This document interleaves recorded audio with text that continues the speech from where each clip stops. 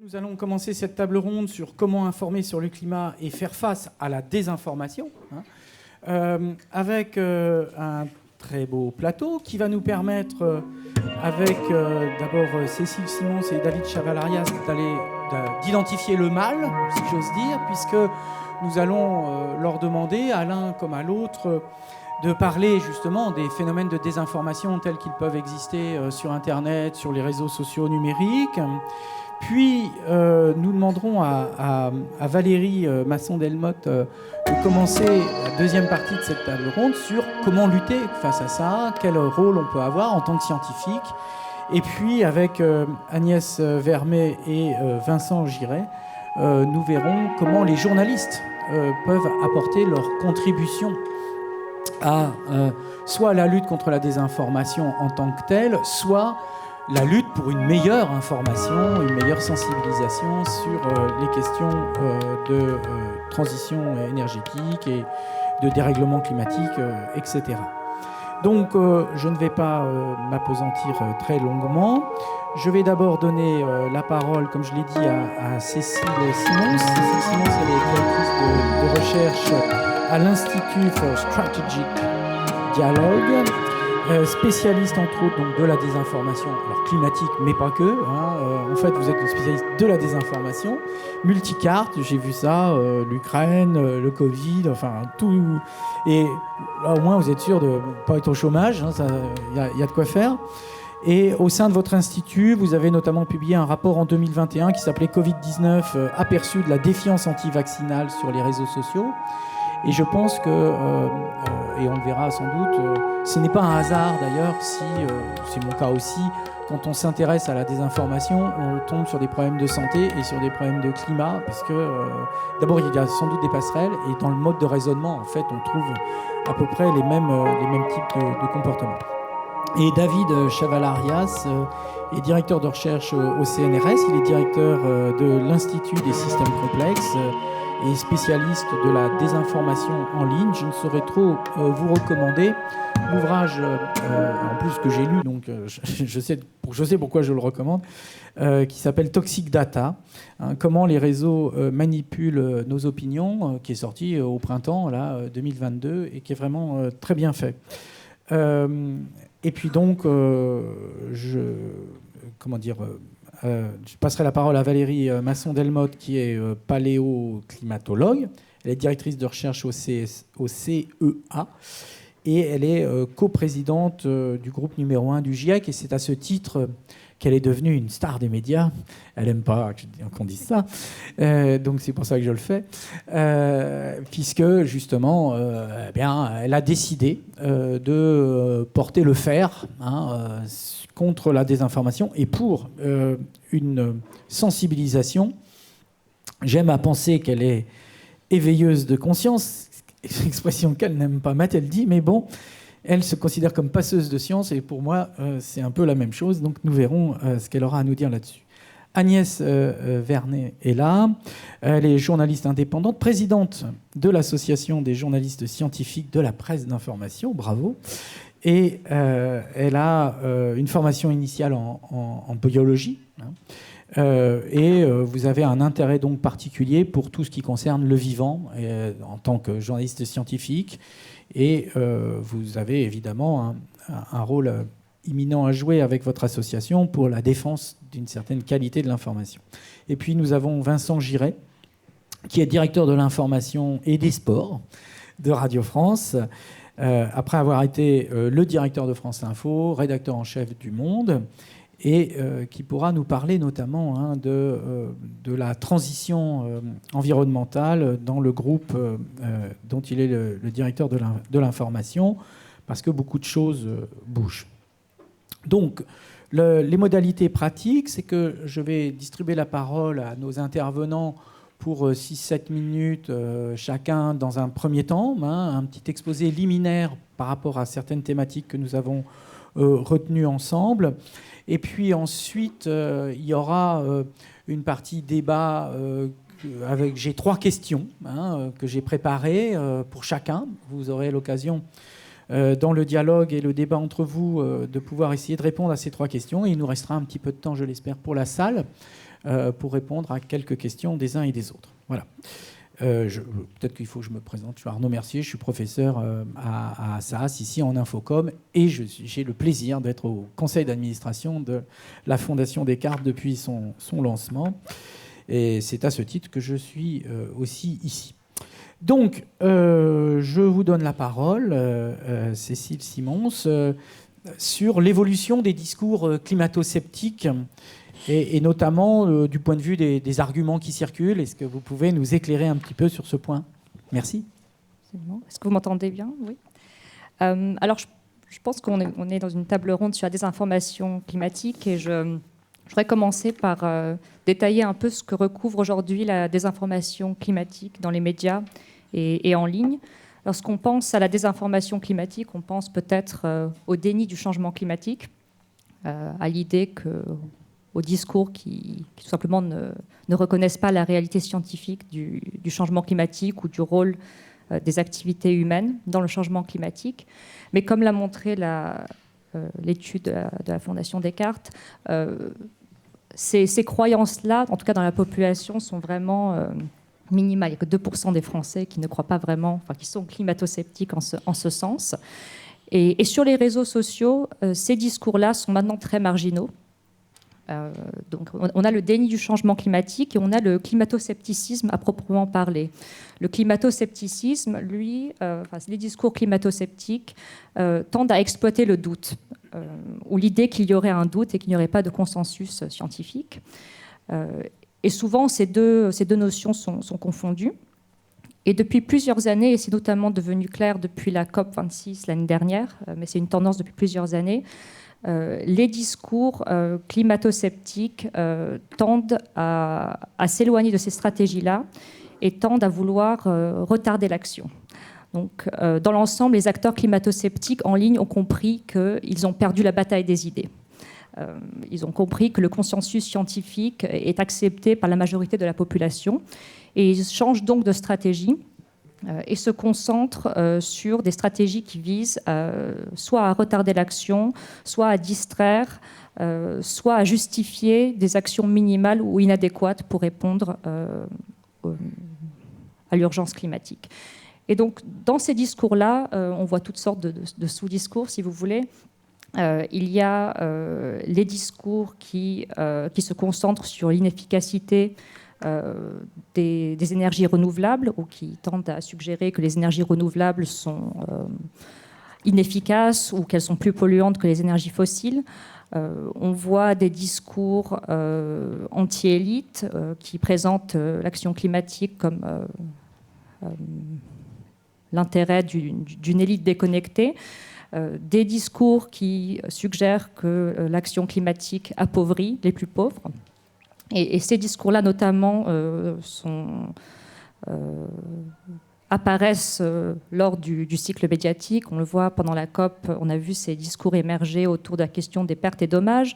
On le voit avec la crise énergétique et la guerre en Ukraine, on voit ce type de discours émerger.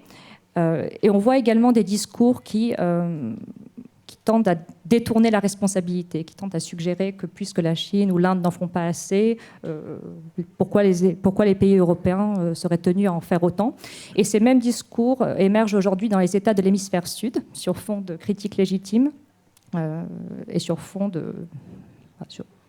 Et ces discours-là tendent à suggérer que des États africains, par exemple, n'auraient pas à couper leurs émissions puisque... les États occidentaux qui contribuent en majorité aux émissions de carbone ne le font pas. Ces discours, dans l'ensemble, peuvent se recouper. Donc, d'une part, ils peuvent se recouper, et d'autre part, ils peuvent se fonder sur des critiques légitimes. Et c'est bien ça le problème lorsqu'on parle de communication climatique.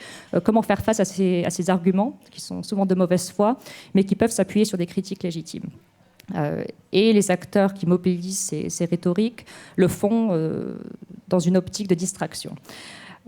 D'autre part, le changement climatique a pris la voie d'autres sujets de société, comme les politiques de santé publique ou encore les politiques migratoires, au sens où elles sont maintenant l'objet d'une forte polarisation, et notamment aux États-Unis, elles s'inscrivent vraiment dans une logique de guerre culturelle.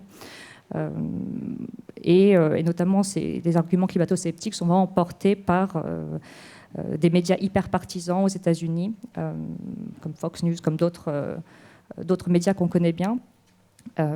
Et enfin, la désinformation climatique, je pense, c'est d'une part ces discours-là, et d'autre part, ce sont de nouvelles tactiques. Donc on a à la fois ces discours qui portent sur du contenu, sur des arguments, et on a d'autres façons de manipuler l'espace informationnel sur le changement climatique. On a le greenwashing, les tentatives des lobbies des industries fossiles de se donner une image verte. Et on a également une autre tendance depuis quelques années qui consiste à attaquer les militants pour le climat et les scientifiques. Donc sur les réseaux sociaux, on voit beaucoup de harcèlement, de désinformation et d'attaques ad hominem contre les militants pour le climat, les scientifiques et les voix qui cherchent à partager une information fondée sur les faits. Elle le sait. Valérie Masson-Benoît est au courant. Le harcèlement, ça existe. D'accord. Je voulais pas vous interrompre, mais c'était juste. C'est bon. D'accord. Ok. C'était votre premier propos liminaire. Merci beaucoup. Alors, je vais donner la parole à David Chaval-Arias. Alors, il nous avait proposé ici déjà une petite illustration vidéo de, vous savez, les graphes de réseau. Il a montré la dissémination. Il a quelques autres visualisations à nous proposer sur la circulation des propos climato-sceptiques sur les réseaux sociaux numériques, notamment en France ou en langue française, mais évidemment, c'est un phénomène malheureusement mondial. Oui, merci. Alors, juste comme je ne vois pas l'écran, je vais juste, si ça me mettre là, pour pouvoir voir. Est-ce qu'on peut passer au... Voilà, juste. Alors, donc, très rapidement, je vais vous montrer ce que nous, on observe. Donc, c'est au CNRS, on a un observatoire, notamment des échanges sur le climat. Et là, ce que je vais vous montrer, c'est ce qu'on voit sur Twitter, qui est un des réseaux sociaux dans lesquels on débat du climat, et la structure, à la fois sur la question de la structuration, de la circulation d'informations, et sur la structuration des groupes, notamment climato-sceptiques, qui relaient de la désinformation. Alors là, par exemple, là, vous voyez une reconstitution, c'est des données réelles. Chaque point est un compte Twitter, et la structuration de cet espace, donc les liens, c'est les liens de circulation d'informations, de retweets, et vous voyez qu'on a deux grands groupes ici, qui sont en bas les climato-sceptiques, et en haut les gens qui défendent la position du GIEC. Et en fait, l'information sur ce grand réseau social circule un peu en vase clos entre ces deux ensembles. Je vais vous montrer plus spécifiquement ce que l'on peut dire justement de cette circulation. Donc si on peut passer au slide, s'il vous plaît. Parce qu'en fait, ces deux communautés-là, donc en haut et en bas, se structurent de manière très différente. Alors, c'est des travaux qu'on fait à l'Institut, notamment avec Victor Chaumel qui est dans la salle. Alors ça, c'est les arguments qu'on a déjà mentionnés, donc je ne les répète pas, mais c'est des choses que l'on voit aussi sur Twitter. Donc tous ces arguments-là, à savoir qu'il n'y a pas de réchauffement climatique, qu'il y en a, mais c'est pas l'homme, ou que même que le CO2 serait bon parce que c'est la nourriture des plantes, ça circule évidemment. Pour vous donner une idée de comment on construit ces visualisations très rapidement, l'idée, c'est de regarder comment un message est passé d'un compte à l'autre. Si vous regardez là, par exemple, cette petite image, vous avez Greta Thunberg qui dit quelque chose, son tweet est relayé à quelqu'un qui décide de le relayer, et si vous observez ça à l'échelle mondiale, au bout d'un moment, donc, vous voyez des endroits où il y a des zones denses de messages qui circulent. On les analyse mathématiquement, on les identifie comme des groupes de personnes, en gros, qui ont des opinions alignées. Donc ça, c'est vraiment une caractéristique sociologique. Si on peut caractériser, en gros, des opinions rien que par les interactions, sans regarder les contenus.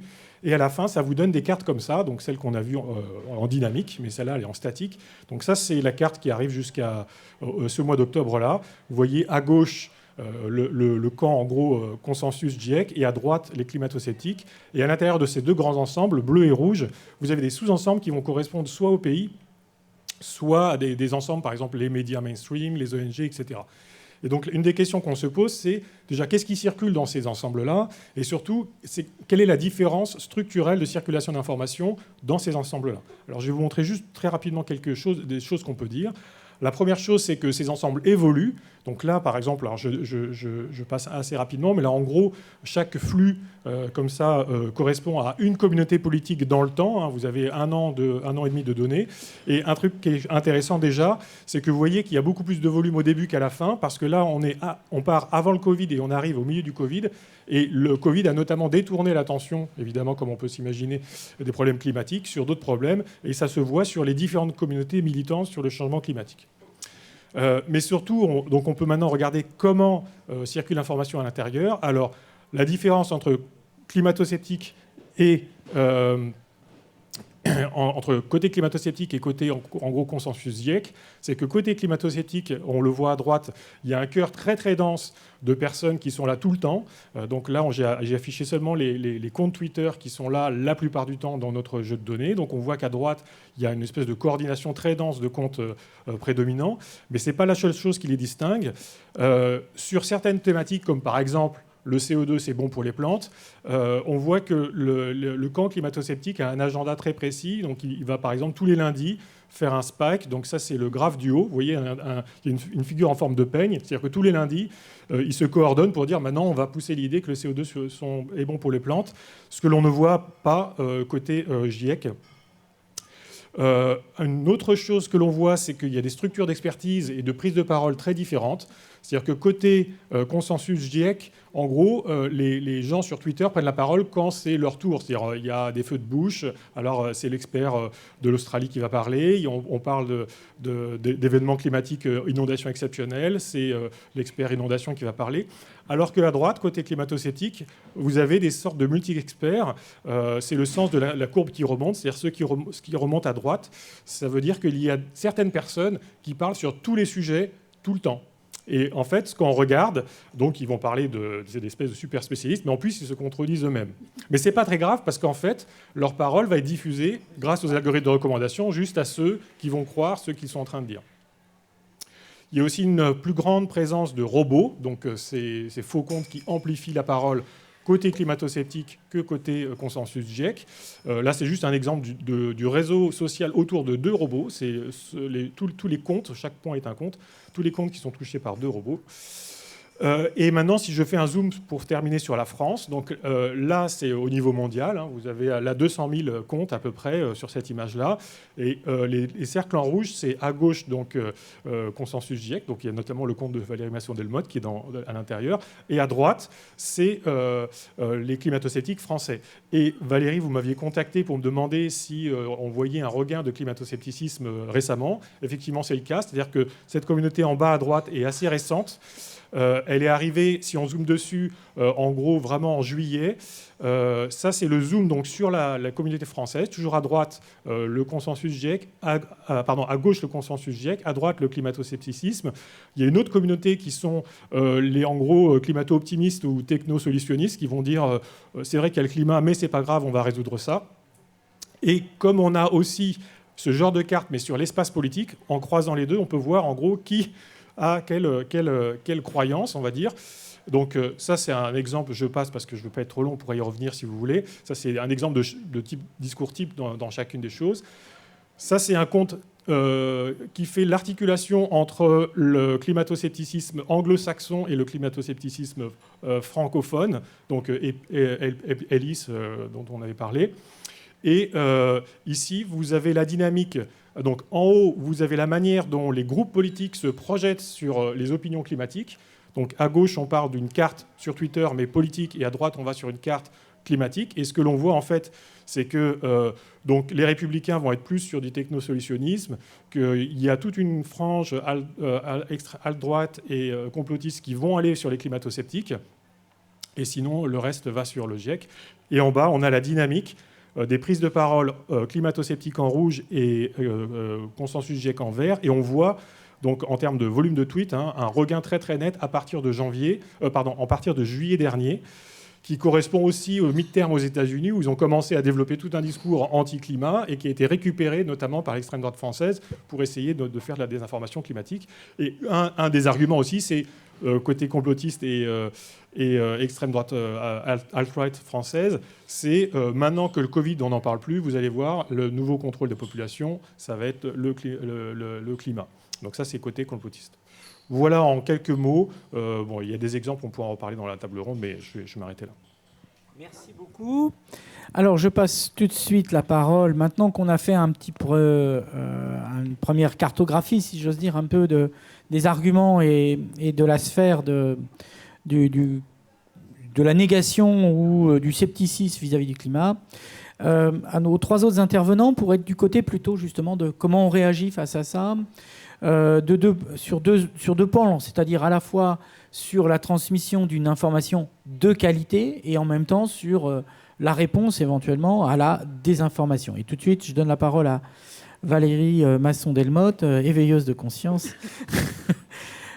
pour savoir justement comment vous percevez votre mission pédagogique de passeuse de science face à ces questions de dérèglement climatique, en tenant ou pas compte de la désinformation. Oui, merci. Donc, j'espère que ça fonctionne. Oui.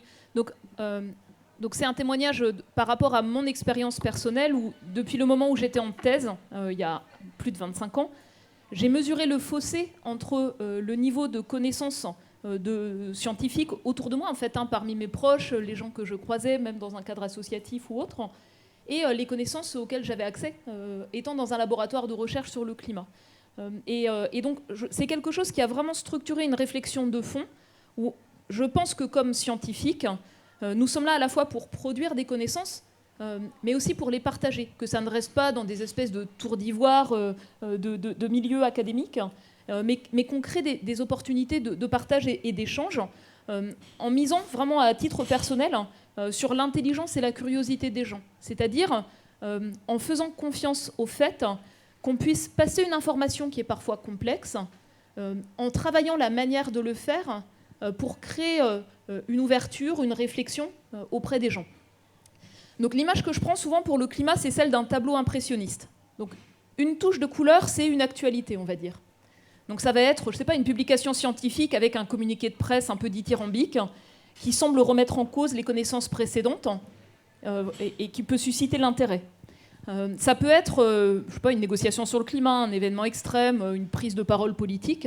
Et en fait, pour la plupart des gens, ces touches de couleur, ils ont une vraie difficulté à y donner sens, à les intégrer dans une image d'ensemble. C'est comme un tableau impressionniste, quand on a le nez sur les taches de couleur, on ne voit pas le sens, il faut reculer. Donc moi, je vois mon rôle comme aider les gens à avoir cette image d'ensemble, de sorte à ce qu'on puisse situer, par exemple pour des étudiants par la suite, des progrès de connaissances par rapport à cette image d'ensemble. Je pense que derrière ça, en filigrane, c'est la notion de littératie climatique, c'est-à-dire comprendre les causes du changement climatique en cours et en quoi c'est inédit, comprendre les implications là où on vit par exemple ou pour son secteur d'activité et connaître les leviers d'action qui permettent d'y faire face, donc gestion de risque, adaptation, comment peut-on réduire les émissions de gaz à effet de serre et toutes leurs interactions avec plein d'autres dimensions de la soutenabilité, de la vie démocratique, de la justice, voilà. Donc ça pour moi c'est quelque chose d'essentiel. Donc il y a plusieurs aspects sur la manière de rentrer finalement sur la place publique. Je pense que je revendique qu'il y ait une voix particulière, voix au sens VOIX, pour les scientifiques, pour s'exprimer, mais en étant toujours très attaché à ce que ce soit une information factuelle et pas, une opinion ou le fait de promouvoir tel ou tel levier d'action. Donc c'est essayer de partager le mieux possible un état des connaissances scientifiques. Donc ça, c'est mon parcours personnel. À côté de ça, donc, dans la façon de travailler pour les rapports du GIEC, donc c'est vraiment une évaluation rigoureuse de l'état des connaissances, transparente, traçable, un travail d'équipe formidable. Moi, j'ai du mal quand on dit le consensus du GIEC, parce qu'en fait, dans la préparation des rapports, c'est un espace d'émulation scientifique incroyable. Et ensuite, il n'y a pas une communication qui est construite. C'est des centaines de scientifiques dans le monde qui, parfois, produisent des connaissances utilisées dans les rapports du GIEC ou qui y contribuent ou qui les relisent ou qui sont extérieurs, qui prennent la parole comme scientifiques travaillant sur ces domaines-là, qui échangent, qui parfois n'ont pas la même vision de l'état des connaissances sur tel ou tel point. Donc il y a aussi ce côté vraiment de la démarche scientifique derrière ça. Donc dans les rapports du GIEC, moi j'ai été attentive à la façon dont ils sont reçus. Donc on a travaillé dès le début avec des spécialistes de communication pour apprendre d'eux, comment faire mieux, comment améliorer par exemple les visuels de sorte à ce qu'avec des tests sur des utilisateurs, ils communiquent de manière intuitive un résultat, sans passer par un filtre où parfois on va lire autre chose que ce que les scientifiques cherchent à représenter.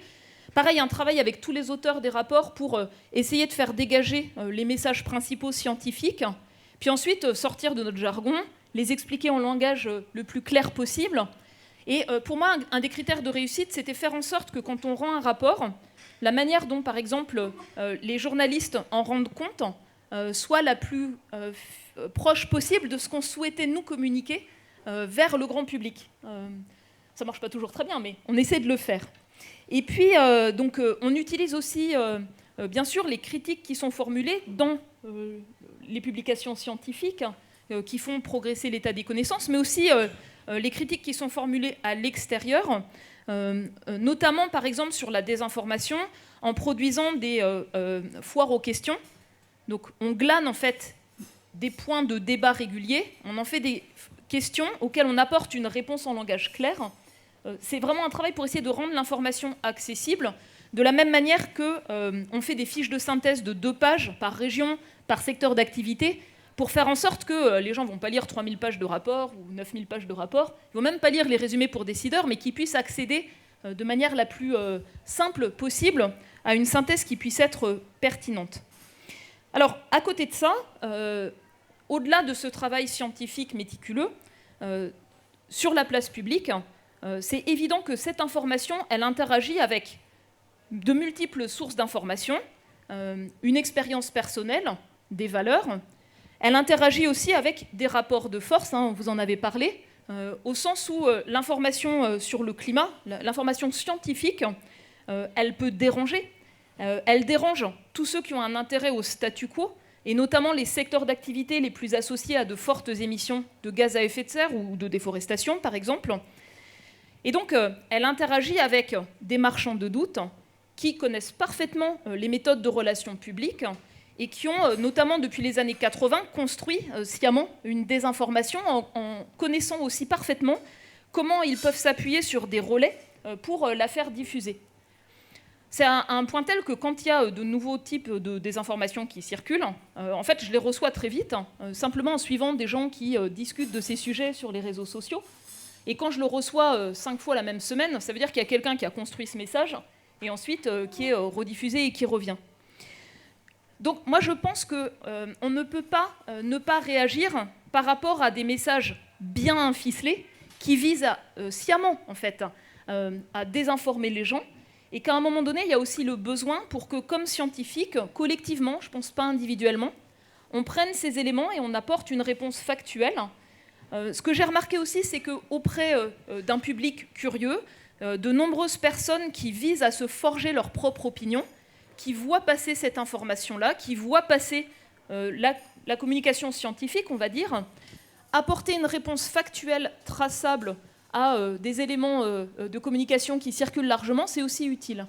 Et notamment, c'est un travail qui a été fait l'année dernière par le CNRS, avec quelqu'un qui s'appelle Bonpote, qui a un blog, qui lui-même a travaillé avec de nombreux scientifiques du climat en France, de reprendre des exemples de désinformation qui circulent très largement et d'apporter une réponse factuelle très approfondie, puis ensuite en faire une sorte de roman graphique très court, accessible largement et en fait qui trouve un public.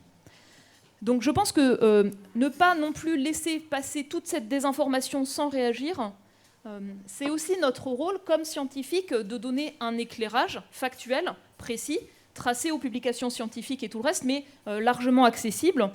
Et ce qui est malheureux, c'est que ça prend un temps fou. Et enfin, les mots ont une importance. Moi, depuis le début, je suis très mal à l'aise avec le terme climato-sceptique, au sens où je revendique comme scientifique une forme de scepticisme ou de doute scientifique. Et donc, je pense qu'arriver à donner à voir ces discours, cette désinformation, le déni qui est là, qui prend de différentes formes, c'est un point important.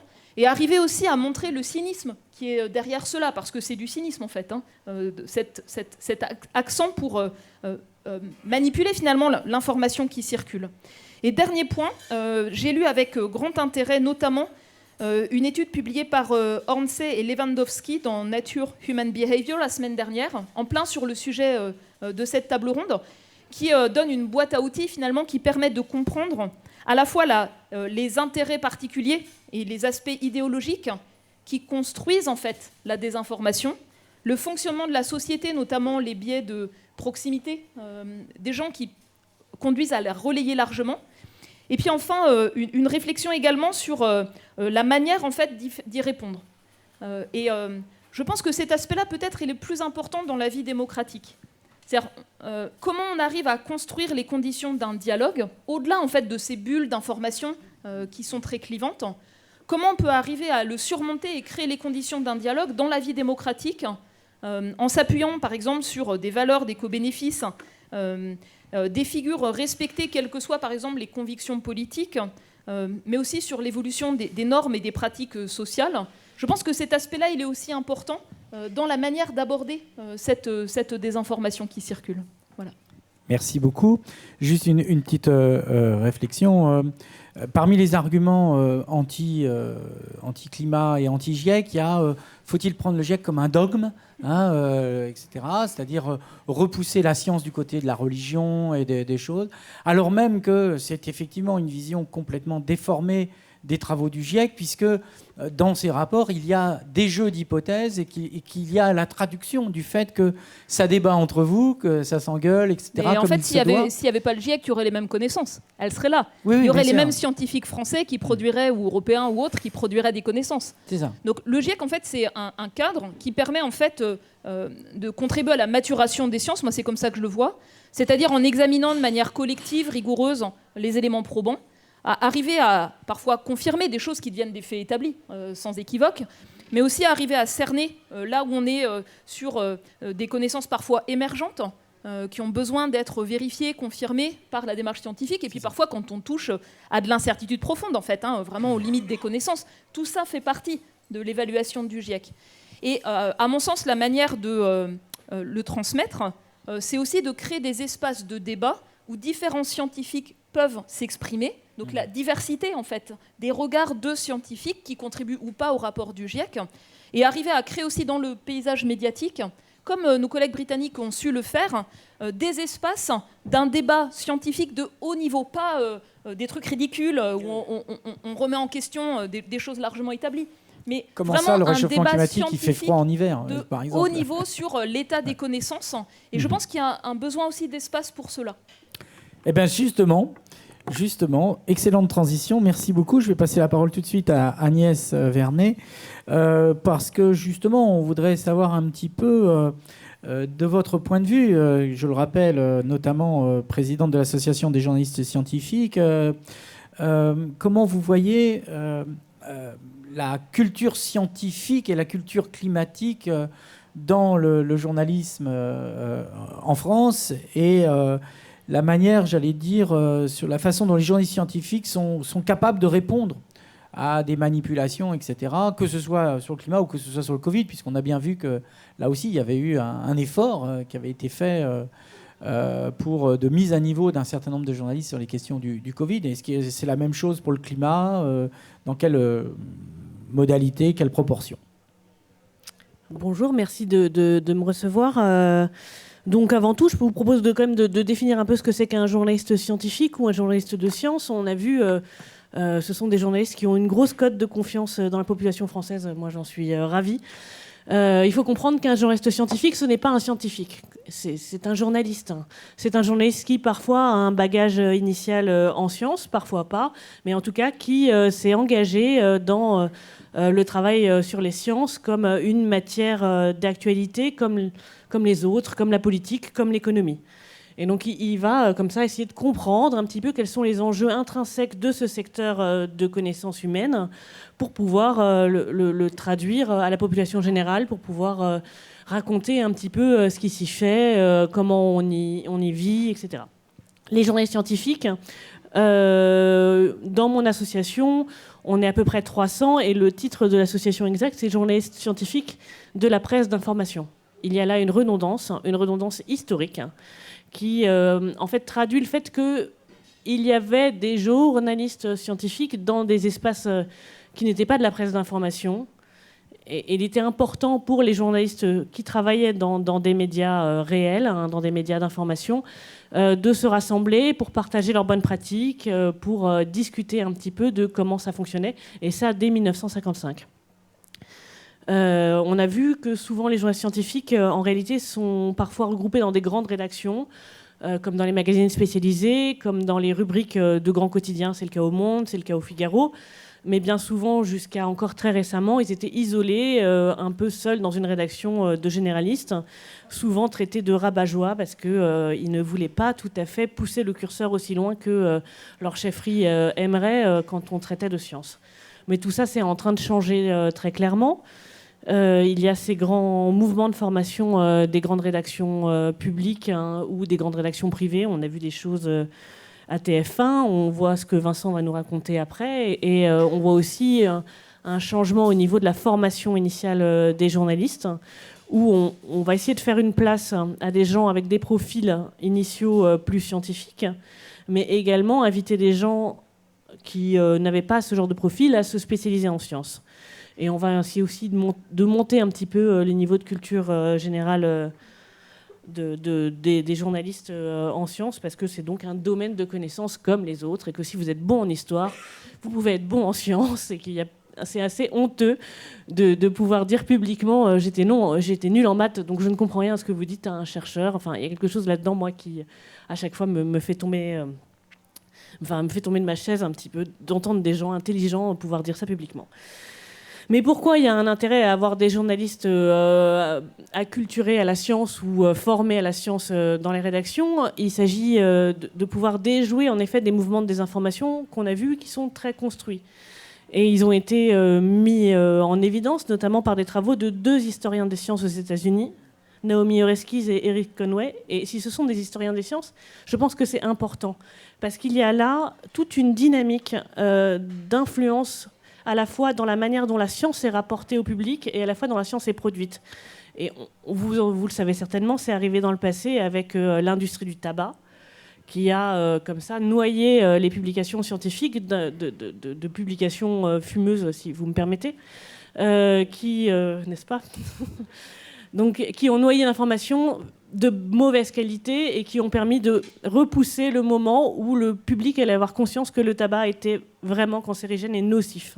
Et ça a donné comme ça tout un espace-temps pour l'industrie du tabac pour continuer de prospérer sans avoir aucune limitation réglementaire. Et on a vu que c'est aussi le cas dans l'information, dans le changement climatique, où des intérêts privés ont comme ça organisé des mouvements de désinformation extrêmement structurés pour repousser le moment où il y allait avoir des réglementations, des politiques qui allaient pouvoir les contraindre et donc les obliger à réduire leurs profits ou leur pouvoir politique. Et les journalistes scientifiques sont peut-être mieux formés à détecter ce genre de système, pas parce qu'ils sont plus intelligents, mais parce qu'ils ont des repères dans la communauté scientifique, parce qu'ils ont des accroches, parce qu'ils connaissent des experts, parce qu'ils savent qu'une opposition d'experts, ça se fait d'une certaine manière, ça peut être un débat d'idées, mais des débats d'arguments, enfin, il peut y avoir des mouvements de chapelle, il y a des écoles de pensée en sciences, et ça ne discrédite pas forcément le fond.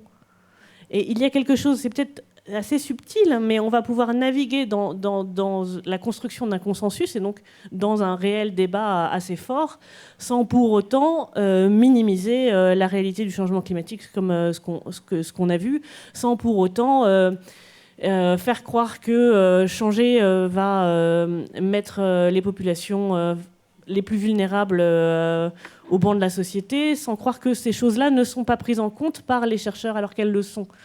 Et il y a tout un travail de nuance dans la manière dont la science est produite que les journalistes scientifiques sont capables de porter et de porter à l'attention du grand public. Et vraiment, je pense que cette montée de compétences en sciences dans les médias en France aujourd'hui est une véritable chance pour l'information générale. Merci beaucoup. Je vais donc passer maintenant la parole à Vincent Giré, qui, en sa qualité de directeur de l'information, pourra nous expliquer un peu ce qu'on pourrait appeler le tournant environnemental dans le groupe Radio France, sachant que il me semble qu'on est en effet à un moment un peu charnière en France, au moment des journalistes qui ne sont pas seulement en train de monter en puissance, par exemple, sur la couverture des faits climatiques, mais qui sont aussi dans un travail, j'allais dire, presque introspectif. Et on l'a vu avec la charte, par exemple, de tout un tas de médias qui ne sont pas les grands médias nationaux, mais qui comportent plein de titres de presse ou en ligne, sur l'idée que les journalistes ont aussi une forme de responsabilité vis-à-vis du changement climatique, qui excède le simple fait de relayer des faits d'actualité, mais qui serait un regard, en fait, un rôle d'éveilleur de conscience, peut-être, je ne sais pas. Donc c'est là-dessus que je t'interroge, Vincent. Merci Arnaud. Ma conviction, mon espoir, c'est que ce que nous vivons aujourd'hui dans le journalisme soit un moment historique, peut-être même refondateur du journalisme. Je parle prudemment, évidemment tout ça est toujours plus compliqué qu'on ne l'espère, mais je pense qu'il s'est passé quelque chose, il se passe quelque chose sur lequel on peut capitaliser, qu'on peut essayer d'amplifier, et c'est tout l'enjeu de ce qui se passe en ce moment. Si je fais un peu la genèse pour nous de l'évolution de notre réflexion collective dans un groupe comme Radio France, où il y a 800 journalistes, bien évidemment, il y a des chemins personnels qui font qu'à un moment donné, des chemins de conversion presque, hein, où vous vous éveillez à ces sujets-là, et puis plus vous rentrez dedans, plus vous êtes bien évidemment, vous voyez l'immensité de la tâche qui nous attend, et la responsabilité, pour reprendre le mot que tu utilisais, qui était d'ailleurs aussi le thème de notre festival Médias en scène, où on pose clairement la responsabilité des médias et du journalisme aujourd'hui dans la société. Ce qui a été l'élément déclencheur, en fait, ou accélérateur pour nous, ça a été la crise Covid, qui a été presque un moment de crash test, j'allais dire. Qu'est-ce qui se passe quand, dans l'actualité, vous avez une information avec une résonance scientifique aussi considérable qu'une pandémie, vous tombe sur la tête, au point que, selon les moments, entre 50, mais jusqu'à 90% ou 95% de votre temps d'antenne va être consacré à cette affaire-là. On n'y était pas préparé, et on n'y était pas du tout préparé, parce que sur les 800 journalistes, si je suis très honnête avec vous, si j'essaye de comptabiliser le nombre de gens qui ont un background scientifique initial, je crois que j'ai assez de mes deux mains. Et donc, on est très désarmé pour essayer de... Alors, c'était une phase d'apprentissage. Voilà, Dieu merci, on a quand même des gens qui travaillent, donc qui se sont jetés sur de la documentation, qui ont discuté avec des scientifiques, qu'il faut saluer tous les matins, parce que venir dans le débat public, passer du temps avec nous, c'est chronophage, c'est parfois énervant, mais c'est indispensable, et on a besoin des scientifiques, j'y reviendrai parce que c'est un point très important pour moi.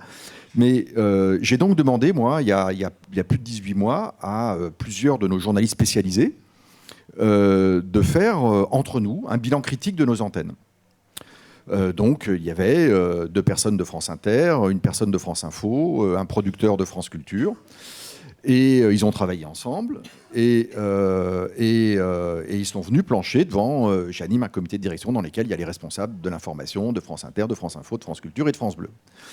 Et leur bilan, leur évaluation était assez critique, bien évidemment, en disant on est meilleur maintenant qu'on ne l'était au tout début de la pandémie, mais on bataille tous les jours dans les conférences de rédaction, on a essayé de charter la façon dont on présentait les chiffres de la propagation de l'épidémie, à quel moment, comment les présenter, que dire, quelle est la bonne source, comment les présente-t-on, est-ce qu'on parle des décès ou pas, de quelle manière, comment revient-on là-dessus, voilà, d'essayer de mettre de la rigueur, de la clarté, de ne pas apparaître contradictoire d'une chaîne à l'autre, ou d'un moment à l'autre de l'antenne, ce qui est encore plus grave. Et voilà. Et puis, assez vite, on est arrivé sur une réflexion systémique, qui était l'endroit où j'avais envie qu'ils aillent, mais évidemment, si moi je décide tout seul dans mon bureau, il ne se passe rien, ce qui est normal. Il faut que ce soit porté par des gens qui sont à l'intérieur des équipes pour que les choses bougent. Et donc, on s'est rendu compte, là, on a touché le mur, en fait. Le mur, c'est quoi ? C'est de dire simplement, en fait, on a dans nos rédactions des petites équipes dédiées qui ont un vrai background scientifique et formidable, qui sont très compétentes, mais elles sont au nombre de 4-5 personnes à France Inter, à France Info. À France Culture, c'est un modèle un peu différent. Il y a d'excellents producteurs comme Nicolas Martin, comme Natacha Triou aujourd'hui, qui a pris sa suite sur France Culture, ou Mathieu Vidard sur France Inter, que vous connaissez forcément. Donc on est quand même... Là, je fais un tout petit peu de satisfaction, mais c'est la mission du service public. Le service public avait avant le Covid, depuis très longtemps, 2 émissions quotidiennes, l'une sur culture, l'autre sur Inter, de vulgarisation scientifique. Bon, ça fait partie des missions, je pense, en tout cas telles qu'on les considère, nous, de service public. Mais globalement, nous avions affaire à ce problème systémique. Et donc, on a atterri tout de suite sur le fait que, ben oui, sur nos 800 journalistes, d'ailleurs la personne qui vous parle est tout à fait le prototype de ça, donc je le dis avec d'autant plus d'humilité, mais on a été sélectionné par des écoles de journalisme dont les processus en fait, de sélection font que 99% des jeunes qui rentrent dans les écoles de journalisme sont issus d'un cursus en sciences humaines. On a fait de l'histoire, du droit, de la Sciences Po, peut-être de la philosophie, dans le meilleur des cas, j'allais dire, et c'est tout. Et donc, vous voyez bien que dans un sujet aussi systémique que l'affaire climatique, on est démunis, ça nous pose un défi tout à fait considérable. Bon, comment on essaye de résoudre ce problème ? Bien évidemment, en se disant on ne va pas le résoudre d'une baguette magique. Donc c'est une impulsion très forte, c'est une prise de conscience collective, qu'il y a une bataille de la connaissance qui est engagée, et que si, je reprends tout à fait ce que disait Agnès, s'il n'y a pas une question, si on n'est pas capable aujourd'hui d'élever le niveau de culture générale de nos rédactions, pour transmettre, pour expliquer, pour ne pas être purement que dans l'anxiogène ou dans la culpabilisation, on va perdre de l'impact. On va perdre de l'impact. Et cette bataille de la connaissance, elle a lieu partout dans la société. Hein. Je vois, il y a de très grandes entreprises qui ont engagé aussi des mouvements de formation très importants. Une entreprise comme AXA a créé en son sein une climate school. Donc il y a tout un tas de... On voit bien que collectivement, on a besoin que nos sociétés comprennent, s'équipent et une culture générale scientifique minimale pour comprendre quand même la complexité de l'affaire qui nous occupe. Et du coup, pour avoir un avis sur les choix collectifs qu'on va devoir faire. Et donc voilà, on a lancé ce tournant que notre présidente Sybille Veil a annoncé en septembre dernier, mais qui était des mois de travail préalable. C'est 3 ans de formation. On a lancé un appel d'offres. Il y a des organismes de formation, et notamment l'école de journalisme de Lille, qui a remporté l'autre appel d'offres avec lequel on construit le programme. On l'a construit, ce programme, avec nos équipes dédiées scientifiques pour bien les mettre dans le coup. Et donc, je vous parlais de 800 journalistes. On considère ensuite qu'il y a un certain nombre de producteurs, de documentalistes, de chargés de programme, d'animateurs, qui doivent aussi y passer. Donc ça fait environ 1200 personnes. Et pour avancer de manière dynamique et volontariste, on a considéré que pour 200 personnes, cette formation était obligatoire. C'est-à-dire que donc, quand ils sont en formation, ils sont remplacés. Ça, c'est important, parce qu'il y a une dimension financière qui ne vous échappera pas. C'est que voilà, quand quelqu'un a une formation, si vous ne le remplacez pas, en fait, vous avez beaucoup de mal à ce que l'antenne le libère pour qu'il aille en formation. Si vous dites non, il est remplacé, ça change la donne. Le rapport de force, il est chez vous. En disant les formations sont obligatoires. Ces formations ont été obligatoires pour qui ? Pour les rédacteurs en chef, qui choisissent les sujets, qui les relisent, qui les coachent, etc., qui animent les conférences de rédaction. Pour tous ceux qui tiennent des tranches d'information ou qui font des journaux d'information. Et pour les services politiques et les services économiques. Ça, c'est extrêmement important. Je pense que d'ailleurs, si on projetait demain les rédactions, dans 2 ou 3 ans, il faudrait que probablement on n'organise pas simplement une collaboration entre les services sciences, climat, environnement et les services économie, mais probablement il faudrait qu'on les fusionne. Aujourd'hui, vous ne pouvez pas penser, par exemple, la situation des retraites en 2040 si vous n'incluez pas des dimensions de changement d'emploi, de transformation de l'entreprise, de transition écologique, etc. Donc vous devez intégrer, dans la plupart des sujets, y compris ceux qui pouvaient paraître totalement indépendants et dans les sphères d'économie, pure, si tant est que ça existe, ça ne marche plus comme ça. Vous êtes obligé d'intégrer des questions aujourd'hui qui sont portées par l'urgence climatique. Et donc, voilà, donc, le premier pilier de la formation, c'est la formation, j'allais dire, traditionnelle. C'est des petites équipes, 12-15 personnes, avec un programme, voilà, et il faut que chacun ait une vingtaine d'heures de formation en petits groupes. Le second pilier de cette formation, c'est des masterclass ouverts à tous les salariés de Radio France, à toute l'entreprise. On considère que c'est un sujet systémique. On doit ça à nos salariés. C'est un sujet qui concerne tout le monde. Ça concerne la direction financière, la direction de l'établissement, les gens qui s'occupent de la flotte automobile, les gens qui s'occupent du chauffage. Voilà, ça concerne la direction financière, s'il y a des choix, d'affectation de budget, clairement, de compréhension des enjeux. Ces masterclass, on en a fait une première sur le climat et l'énergie, avec deux collègues de Valérie Masson-Delmotte, 2 collègues auteurs du GIEC. notamment, avec 2 autres personnes aussi. La seconde est consacrée à la biodiversité. Elle aura lieu le 1er décembre avec Philippe Brancola et Franck Courchamp, qui sont 2 spécialistes du CNRS très aiguisés sur ces sujets-là, parmi nos meilleurs spécialistes. La troisième sera consacrée aux océans à la rentrée début 2023. Et voilà, le troisième pilier de cette formation, on construit une bibliothèque des savoirs. C'est-à-dire que voilà, on découpe des modules, on a aussi nous des podcasts, des émissions, de la vidéo, etc. Et donc on construit une bibliothèque qui va être accessible à tous les métiers de l'éditorial, de façon à ce qu'en plus des formations spécifiques, on puisse aller chercher, continuer une formation qui doit être une formation continue. On n'aura pas fini au bout de 3 ans, hein. Il faudra continuer à se rééquiper, à progresser aussi dans le niveau de connaissance. Et le dernier pilier, je termine là par une idée qui a été un peu évoquée en filigrane par Valérie et Agnès, c'est vraiment l'idée qu'on construise un compagnonnage nouveau, que le journalisme conclut une sorte d'alliance avec la connaissance et qu'on construise un compagnonnage avec les grandes institutions scientifiques. Quand on a annoncé notre tournant fin août, début septembre, au moment de la rentrée radio, on a eu un tas de sollicitations, bien sûr ceux qui sont dans le marché de la formation, mais pas seulement, aussi de sollicitations extrêmement intéressantes. Le CNRS, par exemple, a dit « mais nous, on veut être partie prenante, on est prêt à vous aider ». Et on va conclure, là, dans les jours qui viennent, un partenariat avec le CNRS qui va précisément être le compagnon intelligent, moteur, aiguillonneur de nos plans de formation et de ce que nous construisons pour élever notre niveau de jeu dans une machine comme celle de Radio France. PSL, je suis intervenu sur France Inter pour raconter ça et PSL nous a contactés ensuite. Ils veulent aussi conclure un partenariat.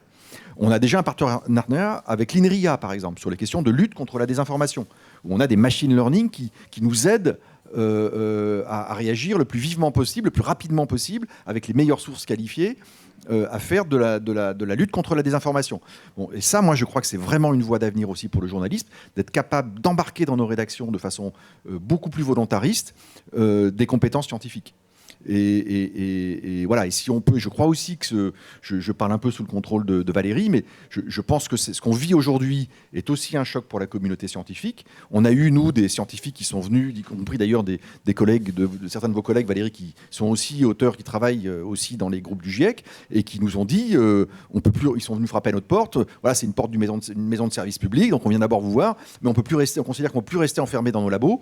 On entend trop de choses qui posent problème sur vos antennes, soit parce que vous ne réagissez pas à des propos qui sont tenus par des politiques, notamment, mais aussi par d'autres gens qui disent des grosses bêtises sans contre-champ. Et donc, voilà, on est prêt à vous aider, à vous accompagner, etc. Et cette mobilisation, je pense, elle peut vraiment jouer un rôle très, très fertile. Je termine juste sur une chose, pardon, sur ce qu'a dit Agnès, qui me semble très importante. Pourquoi c'est intéressant ce qui se passe aussi dans le journalisme ? C'est qu'on a une chance, ce que je vous dis sur la science, je l'ai pensé longtemps, moi qui ai fait 15 ans de journalisme économique, sur l'économie. Les rédactions ont une très faible culture économique, pour ne pas dire quasi inexistante. Et je pense que l'intérêt de ce qui se passe aujourd'hui, et ce qui peut constituer une refondation du journalisme, c'est non seulement que ça va remettre de la science, si ça remet de la science, ça remet de la rigueur, ça peut remettre de l'économie, de la compréhension. Il n'y a pas de compréhension de l'affaire climatique sans une compréhension des mécanismes économiques. Les entreprises sont le problème, mais il n'y aura pas de solution durable si elles ne sont pas aussi partie prenante de la solution. Donc il y a une nécessité de comprendre les enjeux de l'économie. Et je crois aussi que c'est une façon de remettre de l'impartialité dans l'information.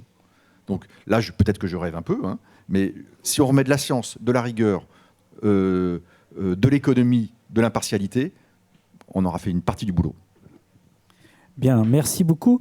Je constate qu'il y a des convergences alors étonnantes dans le timing, puisque à SAS, nous sommes en train de réfléchir à la création d'un module vidéo qui deviendrait obligatoire pour tous les étudiants de licence, quelle que soit la discipline, que nous sommes par exemple nous en train de construire un master climat, environnement, médias, etc., information, et que nous sommes en train aussi de réfléchir à un diplôme transverse pluridisciplinaire intégrant toutes les dimensions. Donc il y a quand même quelque chose qui se joue en ce moment dans la prise de conscience. Alors justement, vu que le temps tourne, j'avais prévu 3, mais je vais en retenir que 2 des questions transverses que je vous propose. Pour chacun reprend la parole un petit peu comme il le souhaite.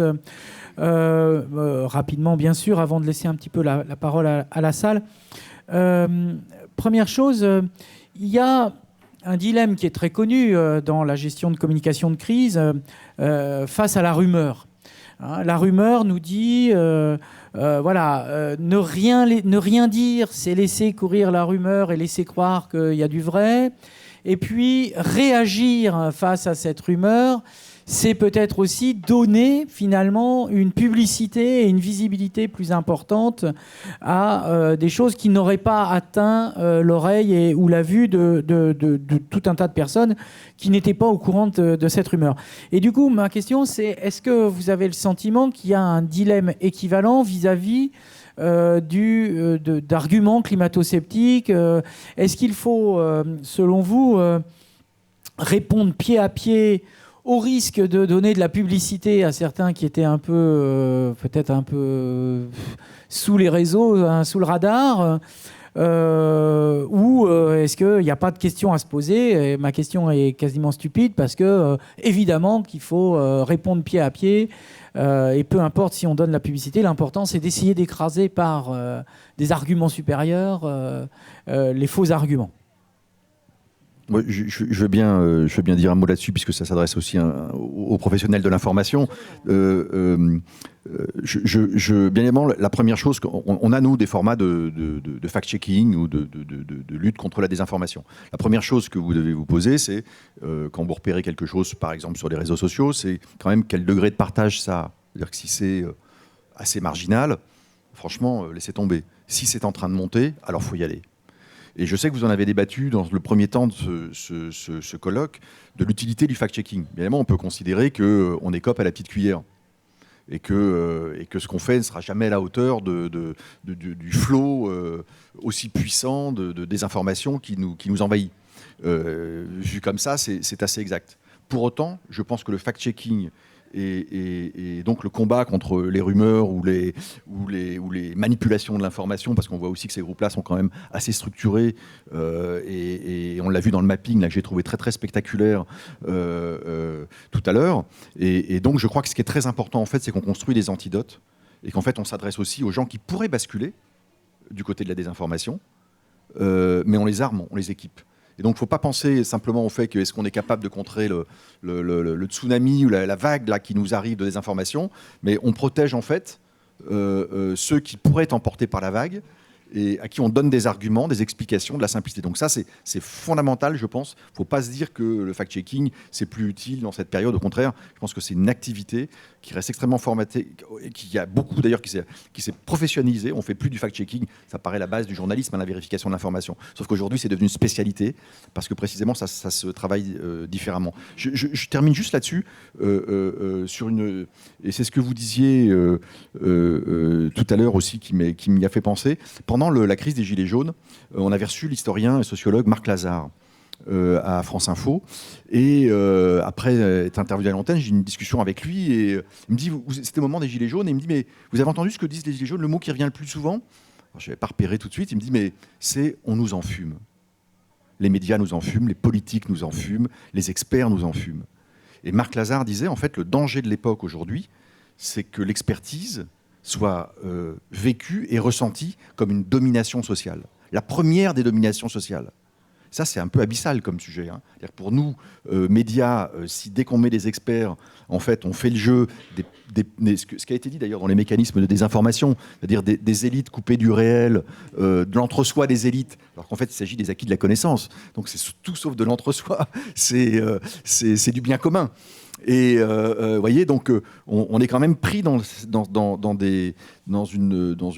crise de l'information où les aspects toxiques et structurants sont très très nombreux et où il faut qu'on ait aussi une réflexion collective sur ces sujets-là.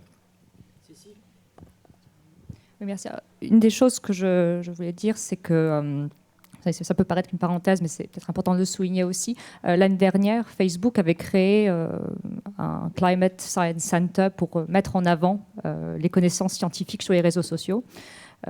Et on avait fait une étude sur les engagements, enfin les interactions suscitées par ces pages. Donc c'était une série de pages scientifiques promues par Facebook, des pages officielles scientifiques, et les pages les plus actives dans la promotion de contenus climato-sceptiques. Et on voyait que les pages climato-sceptiques produisaient 5 fois plus et suscitaient 10 fois plus de commentaires et 10 fois plus de partages. Donc la voix scientifique parle fort, mais la voix climato-sceptique parle encore plus fort. Et dans ce contexte-là, se pose la question de comment répondre à tel ou tel argument en fonction de leur viralité. Alors, je rejoins ce que disait Vincent, lorsque quelque chose est très marginal, il faut se poser la question de est-ce que ça vaut la peine de répondre ou pas, et la réponse est souvent non. Lorsque un contenu a atteint un certain niveau de viralité, après il y a peut-être quelques éléments de bonne pratique. En tout cas, nous en tant que chercheurs, on soutient l'idée que les médias et journalistes doivent adopter un vocabulaire et une terminologie assez différente, ne pas reprendre le langage des climato-sceptiques, c'est quelque chose d'important, ne pas partager d'images, ne pas partager de mèmes, parce qu'on voit vraiment que la désinformation, notamment pendant les sommets climatiques, prend souvent la forme de mèmes qui ont une certaine viralité. Donc, par exemple, les 400 jets privés qui arrivent à la COP, c'est quelque chose qui est apparu l'année dernière, ça revient cette année, comme une espèce de cycle. Donc, voilà, la question des images se pose. Et aussi la question d'une certaine bonne pratique en termes de réponse à ces contenus. Oui, en fait, pendant que vous parliez, en fait, je réfléchissais donc, de mon point de vue, il y a pour des éléments factuels le besoin de répondre sur le fond, en montrant parfois la complexité, mais ça ne va pas nécessairement toucher la même cible que les clics faciles qui relaient parce que ça suscite une émotion, la désinformation. Donc ça ne s'adresse pas nécessairement aux mêmes personnes. Je pense que ce qui pourrait être utile, c'est de mieux montrer le mécanisme que j'appelle moi de propagande. C'est-à-dire que parfois, il y a des machines à désinformation qui vont publier des dizaines de messages par heure, par jour, reprendre des choses qui ont circulé dans d'autres pays, les traduire, leur donner un couvert scientifique et puis les relayer. Et montrer ce mécanisme qui n'est pas visible pour l'utilisateur lambda, montrer que ce n'est pas une personne brillante qui s'est approprié ce sujet et qui vise à vous ouvrir les yeux sur l'enfumage, parce que ça prend souvent cette forme-là, en fait. Le donner à voir, et je pense que ces machines de propagande, elles visent en fait à créer des sortes de pièges pour des communautés particulières, en les nourrissant en permanence pour renforcer leur biais de conviction ou de valeur. Et donc la question que je me pose, c'est comment créer des ouvertures, comment créer des espaces à un moment donné en montrant ce mécanisme ou en suscitant un intérêt autre. Voilà, donc c'est la question que je me posais. Et puis après, sur le fond, il me semble que ce qui est aussi au-delà du rôle des journalistes, entre, disons, la communauté scientifique, les gens qui font de la recherche scientifique et le très grand public, il y a aussi cet enjeu peut-être de sciences participatives, de co-construction notamment d'une information climatique qui soit utile pour les personnes, qui soit pertinente pour l'endroit où ils vivent ou les questions qui se posent, qui permet de créer une ouverture vers l'information climatique solide, vraiment d'une autre manière, mais qui la rende accessible, intéressante, pertinente. Tous les aspects, toutes les approches, on va dire, d'assemblées, conventions citoyennes, débats publics, où en fait on peut faire rendre accessibles les informations scientifiques pour que les gens se les approprient et ensuite s'appuient sur ces éléments factuels. C'est autre chose, c'est un travail de fond, mais il me semble qu'il est aussi essentiel. Donc il y a des ressources, je pense notamment à, par exemple, ce que Météo France a fait, qui s'appelle Climat HD, qui montre en fait les évolutions observées dans les différentes régions en France et puis dans les territoires d'outre-mer. Donc c'est un espace de vulgarisation en fait, mais rendre accessible une information fiable. On a aussi besoin d'investir dans cette direction-là. Et je pense qu'il y a des initiatives de sciences des données dans les médias qui vont dans ce sens, mais qui pourraient, je pense, être peut-être plus construites, plus tenues dans la durée, qui seraient vraiment très utiles. Oui, je me permets de rebondir parce que je trouve que tout ce qui a été dit est très intéressant. Il y a quelque chose aussi où on voit bien que un public mieux informé va être moins vulnérable à ce genre de situation, mais que pour informer le public, il faut lui offrir une diversité de supports où il va trouver l'information intéressante. Et on voit bien que les médias publics font le travail d'enrichir leur contenu en sciences, font ce travail de fond.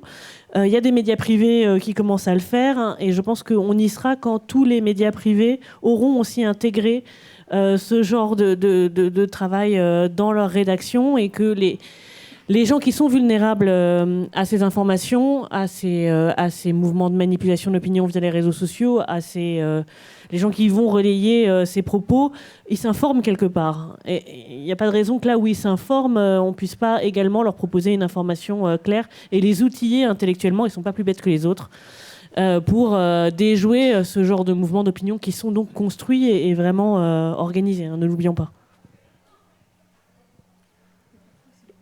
Oui, alors pour essayer de rebondir sur les différentes interventions, donc effectivement, quand on fait de la vérification, il y a le risque de propager et aussi le risque de paraître un petit peu donneur de leçons. Qui êtes-vous, vous, pour nous dire ça? Et souvent, surtout sur les réseaux sociaux, il y en a qui disent, qui aiment bien porter la contradiction. Et donc, moi, je crois beaucoup en ce que disait Valérie, c'est-à-dire arriver à démontrer et exposer en fait les mécanismes de propagande en dehors de toute argumentation. C'est-à-dire que, par exemple, ce que j'ai montré tout à l'heure, c'est vraiment montrer qu'il y a une structure très différente de diffusion d'informations côté climato-sceptique qu'en face, et notamment des structures très inauthentiques, assez malhonnêtes, ou de la multi-expertise, etc. Et je crois aussi beaucoup au fait de donner aux citoyens des outils pour se faire eux-mêmes une opinion, alors évidemment en leur donnant des faits, mais aussi en leur donnant des moyens de juger ce qui est dit et de découvrir l'intention qu'il y a derrière. Et enfin, juste pour finir, pour un retour d'expérience, donc je vous ai montré sa structuration de l'espace en fait, de circulation d'informations, hein, qui est en gros sous forme de, on appelle ça chambre d'écho, enfin on pourrait débattre, mais en gros il y a vraiment des groupes très, très précis. Et pour ce qui est de la question de la vérification, c'est sûr que si on commence à vérifier tout, on va s'épuiser, même si on commence à vérifier tout ce qui monte, parce qu'il y a des gens qui sont très forts pour se synchroniser et faire croire que quelque chose monte. Et pendant la présidentielle, on avait travaillé notamment avec l'AFP, sur ils avaient un projet qui s'appelait Objectif des Infox, parce qu'on a développé des indicateurs qui vous disent en fait non seulement le volume, mais aussi de savoir s'il y a une diversité d'opinions qui s'intéressent à un sujet donné. C'est-à-dire qu'en fait, si vous avez un sujet qui monte, mais que ça reste dans une chambre d'écho très précise, et c'est tout le temps les mêmes et qui s'agitent, ça ne sert à rien d'essayer de lui donner une exposition ou de porter la contradiction, parce qu'on va s'épuiser. Par contre, si on voit que ça diffuse dans différentes sphères différentes, même si c'est à bas niveau, là, il faut commencer à s'y intéresser, parce que ça risque d'essaimer. Donc, calculer la structure sociale pour comprendre si une information est en train de contaminer en gros l'ensemble du corps social, ou alors si c'est très localisé et porté par une petite minorité active, ça c'est aussi très important. Et ces outils, on peut les donner aussi aux citoyens. Ça me paraît en effet fondamental. Alors, une deuxième question où je propose à chacun de prendre une petite minute pour y répondre, de façon à laisser 5-10 minutes de débat avec 2-3 questions dans la salle. Voilà, on peut avoir la sensation, hein, je reste très prudent, que la prise de conscience est en train de s'accélérer dans la société. Il y a plein d'initiatives qui nous laissent penser. Il y a des réactions. Le groupe Radio France, finalement, on pourrait dire c'est seulement en 2022 que vous réagissez, hein, d'une certaine façon. Et en même temps, je ne jette pas la pierre, puisque nous, à Assas, c'est en 2022 qu'on réagit aussi. Enfin bon, bref, voilà. Donc, est-ce que vous partagez ce sentiment, d'une part, et d'autre part, est-ce que vous pensez que c'est durable, qu'il y a quelque chose qui est en train de... Quel est votre sentiment par rapport à ça? Ou est-ce que vous avez l'impression que ça peut très bien n'être qu'un feu de paille, qu'effectivement, un feu de paille à cause des incendies, excusez-moi, mais voilà, il y a eu l'été, il y a eu... Bon, mais le soufflet peut retomber, enfin voilà... rien n'est gagné. Voilà. Chacun une petite minute sur cette question, si vous voulez bien, et après on passe la parole à la salle. Je pense qu'on ne peut pas nier qu'il y a une prise de conscience, mais lorsqu'on regarde tous les sondages et les études qui sont faites, notamment cette étude de la Fondation Descartes, on voit bien que le déni pur du changement climatique est très minimal, et en même temps, après, il y a un continuum de perception du danger du changement climatique, de l'impact des activités humaines et des actions qu'il faut prendre. Donc, je me souviens qu'il y a quelques mois, il y avait cette étude de l'OCDE qui avait fait du bruit parce qu'elle avait montré que 40% des Français étaient climato-sceptiques. Alors, en fait, la question avait été posée la question qui avait été posée était quel est le degré d'impact des activités humaines sur le changement climatique. Et en fait, il y avait tout un continuum de perception. Et certains Français avaient répondu l'activité humaine a un petit impact ou un grand impact. Et en fait, entre la prise de conscience et l'action, il y a un fossé. Et c'est dans ce fossé que tous les arguments climato-sceptiques pour retarder l'action peuvent s'insérer.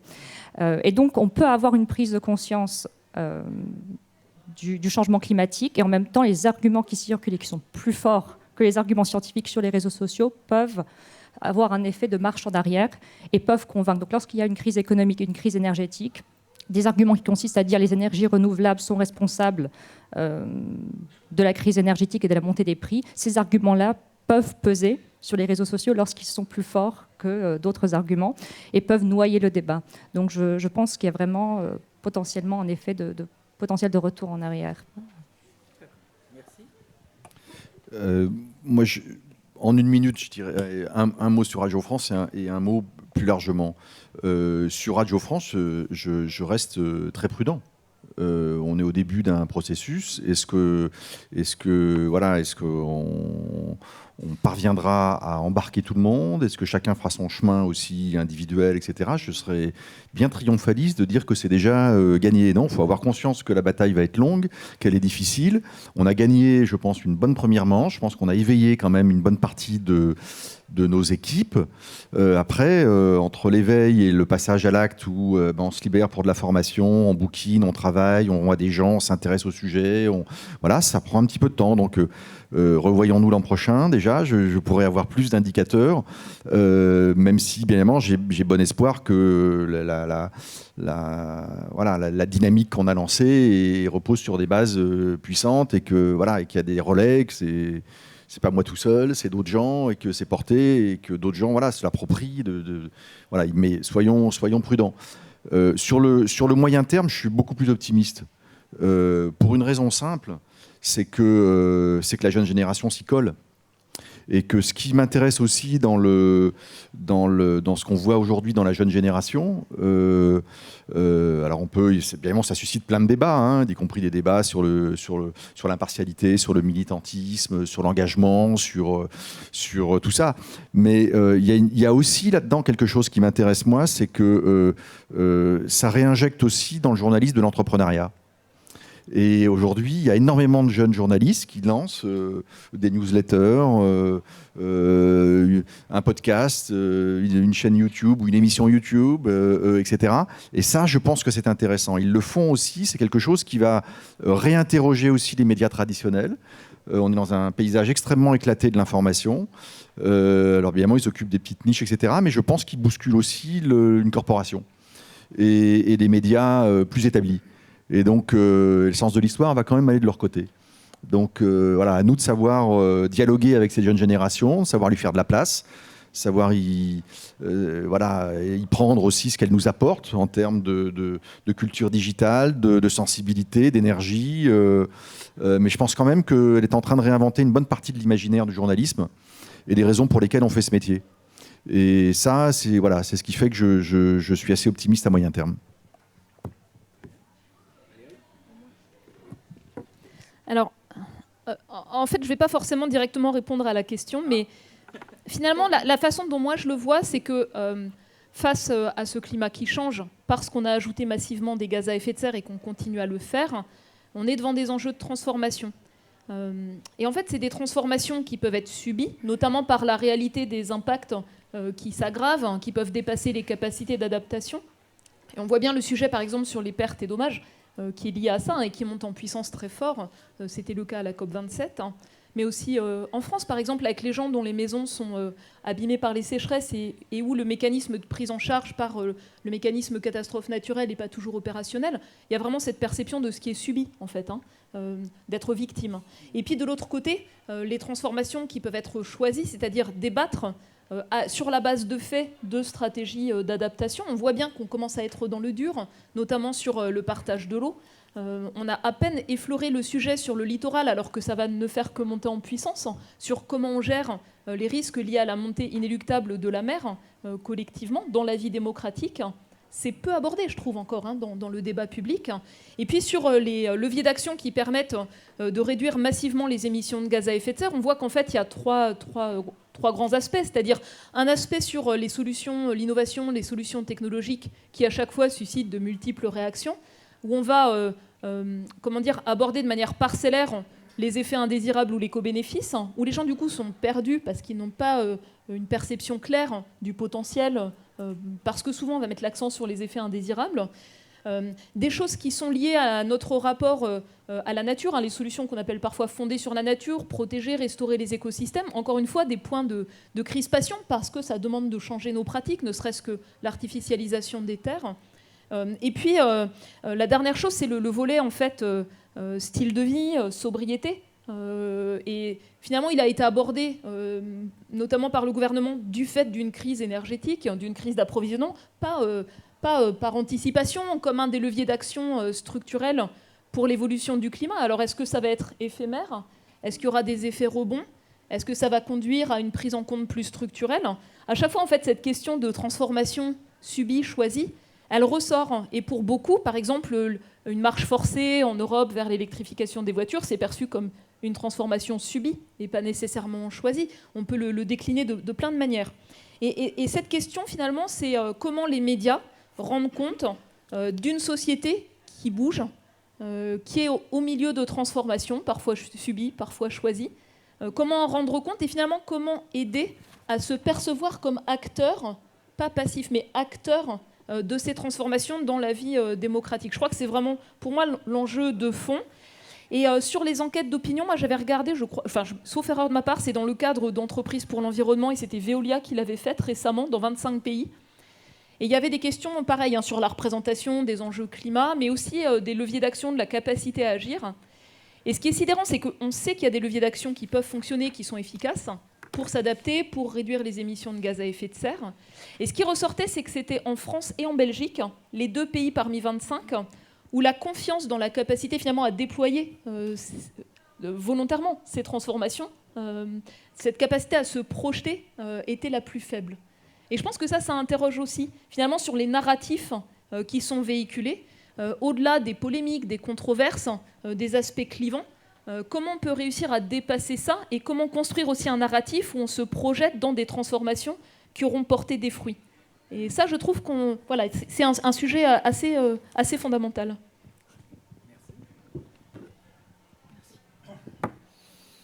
Alors, je vais un peu, en effet, suivre ce qui a été dit. C'est vrai que la question du changement climatique a l'air d'être déjà bien entrée dans les pensées, dans les entreprises, dans les organisations médiatiques.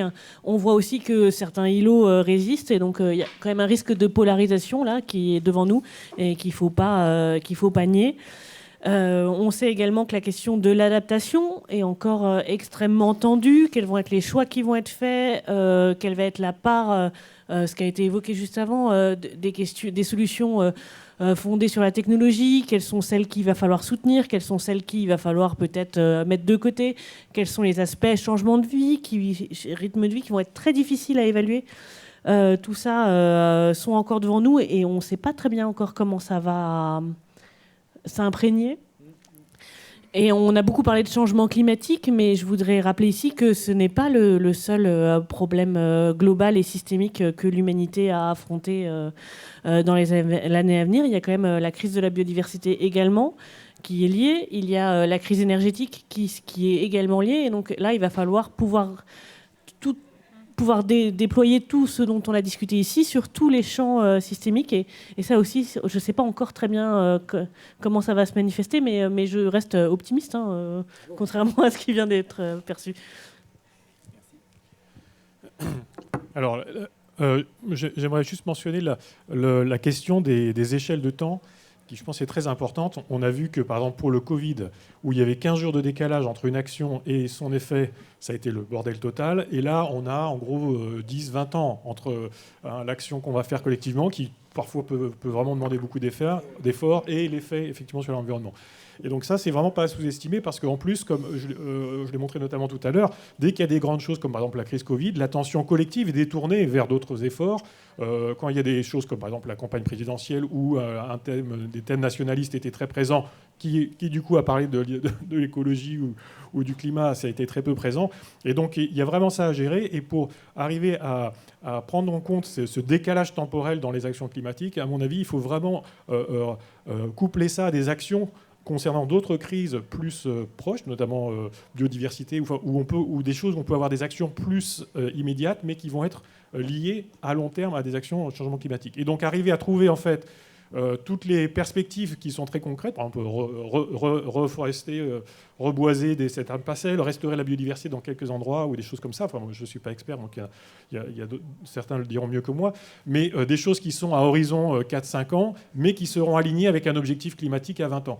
Et c'est en arrivant à faire, je pense, à synchroniser ces différentes échelles de temps qu'on arrivera à reprendre la main, parce que sinon, soit on va vers le découragement, soit on va vers en fait, la distraction, vers d'autres actions plus concrètes et plus immédiates pour le quotidien. Merci. Il est 12h10, alors on a une autre table ronde. Une question peut-être quand même. Je ne voudrais pas, pas générer de frustration. Une question courte, une réponse courte. Oui, bonjour, je suis Roland Lloyd de l'AFP. Je profite pour signaler que nous avons à l'AFP un programme assez développé d'investigation numérique, de fact-checking. Et ce qui est récent, nous avons aussi au sein de ce programme des journalistes qui sont spécialisés en fact-checking du climat, du changement climatique. Ma question, c'est il y a une chose dans tout ça qui m'inquiète, et c'est une experte récemment qui m'a fait la réflexion que, selon elle, ça peut être contre-productif de faire du fact-checking sur le climat dans la mesure où ça risque d'amplifier un peu les théories de complot parmi les sceptiques qui pensent que les médias, les autorités veulent nous contrôler, et que le fact-checking, la vérification, ça fait partie un peu de ça. Donc, vos opinions là-dessus seront bienvenues. Merci. Merci. Quelqu'un prend la responsabilité de prendre un micro et de répondre ?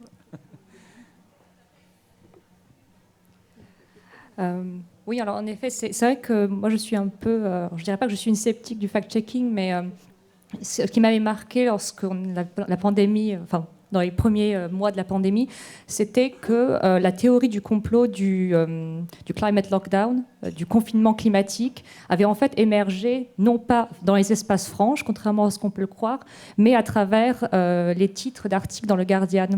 Donc il y avait eu, au début de 2020, on voyait 26 tweets sur le confinement climatique, et après, on a vu un éditorial du Guardian qui disait « Après la pandémie, on ne reviendra plus à la normale ».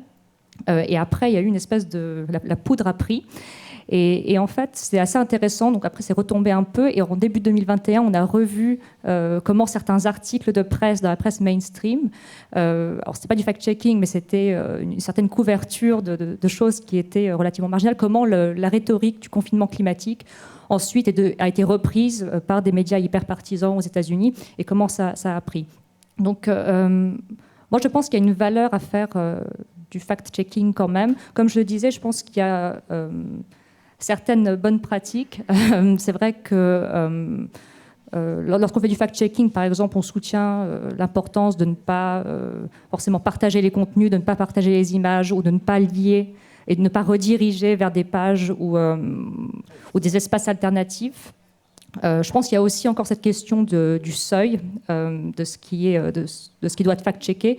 Et notamment, je pense que là où il y a une importance, là où l'importance du fact-checking, là où le fact-checking est important, c'est notamment sur les choses où il y a un vrai débat. Donc, par exemple, récemment, pendant la COP, on a vu que la désinformation sur les énergies renouvelables était particulièrement développée sur les réseaux sociaux. Et je pense qu'il y a une valeur à faire du fact-checking, à débattre sur ces sujets de fond, sur des sujets plus marginaux, sur des théories complotistes. Je pense qu'il y a moins de valeur à faire du fact-checking pour ne pas prendre le risque d'amplifier, quand bien même ce serait déjà dans l'espace public. Non, mais vraiment un demi-mot, parce que voilà, je parlais à un autre professionnel, mais je rebondis, je crois, ce que disait David aussi, c'est-à-dire qu'il y a le fact-checking, c'est-à-dire vraiment les faits qu'on vérifie, mais il y a aussi les mécanismes, en fait. Je pense que tout ce qui permet de raconter ce qui est à l'œuvre, en fait, derrière ça. Et ça, je pense que c'est important. Et sans vouloir faire dans la promotion de ce qu'on fait, mais il y a un podcast chez nous qui s'appelle Complorama, de Tristan Mendes France et Rudi Reichsteit. Et le dernier est le dernier sujet qu'ils ont traité la semaine dernière, c'est à l'occasion de la COP, et des chemtrails. Vous savez, ces traces, ces traînées blanches. Voilà. Et c'est très intéressant comme figure, en fait, de désinformation, parce qu'en fait, on voit que c'est utilisé sur différentes thématiques complotistes. Il n'y a pas que l'affaire climatique. Et donc, c'est vraiment une figure presque de rhétorique complotiste. Et ça, je pense qu'on fait œuvre utile en expliquant comment ça marche, aussi en expliquant aussi nos biais cognitifs qui fait que tout d'un coup, ces affaires-là peuvent se propager à très grande échelle. Et voilà, je pense que ça doit être couplé avec d'autres choses, en fait, le fact-checking. C'est pas simplement aussi nécessaire que ce soit, et c'est un journaliste qui vous le dit, mais voilà, la vérité des faits, la clarté des faits, bien évidemment, c'est fondamental. Ouais. Mais sur le climat, je pense qu'il y a d'autres outils éditoriaux qui font œuvre utile sur le sujet. Et je voudrais rebondir là-dessus pour finir. Je crois qu'en effet, moi, ça fait un petit moment que je le dis, par rapport à l'éducation aux médias ou ce genre de choses, par rapport à la lutte contre les fake news. En fait, ce qu'il faut aussi, sans doute, c'est prendre à bras-le-corps tout ce qui est le démontage dans tout ce qui est économie de l'attention avec les réseaux sociaux, etc., la manipulation de nos biais cognitifs, l'activation de nos biais cognitifs pour armer les citoyens en prenant conscience, indépendamment du sujet, des manières de mobiliser des émotions, des faux raisonnements, des pseudo-raisonnements, etc. Ça, je pense que et ça marche pour tout. Parce qu'effectivement, on voit que c'est les mêmes mécanismes qui sont à l'œuvre sur le Covid, qui sont à l'œuvre sur les vaccins, qui sont à l'œuvre sur le climat. Il y a quelque chose, il y a une sorte d'universel des techniques de la manipulation. Bien, je vous remercie tous. Je crois qu'on peut les applaudir.